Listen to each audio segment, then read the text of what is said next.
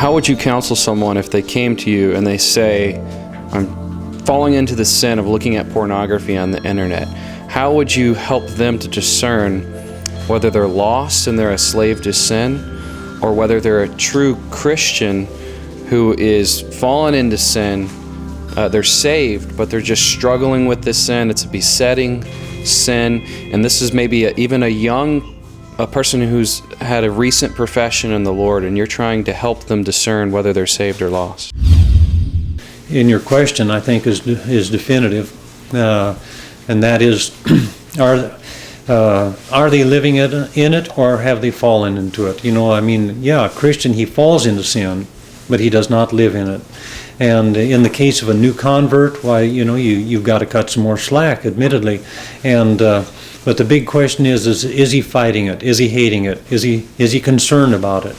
And if that's the case, he's a new Christian, and he sees it is sin. He realizes he's doing that. He's open. He wants to be free of it. Well, then, you remind him of the glorious gospel. You remind him of what he has in Christ, and that's the burden of Romans chapter 6. How shall we who are dead to sin live any longer therein? You just remind him that it's an impossibility. If you're truly born again, you've got a new nature. You're no longer in old Adam. You're in Christ. Your old sinful self is gone. You're a new man in Christ. And now, Romans 6, it exhorts us to be who we are. It exhorts us to knowing these things, and we lay aside the old man and put on the new man, and just realize that to entertain sin is hypocritical. It doesn't fit us. It doesn't work for us anymore. It's never going to satisfy. And so acknowledging those things in Romans chapter 6, becoming who we are. Another thing is like in Romans chapter 8, if ye through the Spirit do mortify the deeds of the flesh, you'll live. If ye through the Spirit. And so, we can't do it on our own, and just plow yourself into God. Be filled with the Spirit. When the tide is high, you don't get caught on the rocks. And so, be filled with the Spirit, walk with God, saturate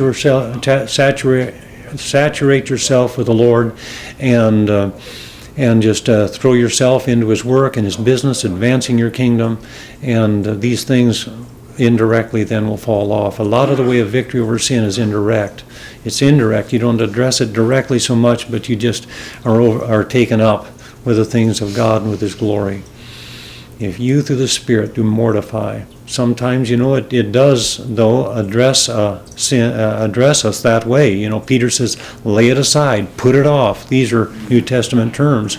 And so you do have to get rough, and get ugly, get mean, get desperate. I think a lot of times failure to have victory over sin is just really a lack of desperation, a lack of sincerity. Here's my father. He was not regenerate. He was not a Christian at all, never claimed to be. And over the years, many times he tried to quit the cigarettes. And he'd quit them for a while, and then he'd smoke again. And finally, when he was 70, he saw his grandson, my son, who was about age 5, sitting at the kitchen table, picking up a toothpick, imitating his grandfather smoking a cigarette. When my grandfather saw that, he said, he thought to himself, I am not going to be that kind of an example to my grandson. I don't want to see him smoke. And just like that, my dad quit smoking. He was not even born again. And so, it's kind of pitiful for somebody who claims to be a Christian to keep on dabbling like that. He's just not desperate enough.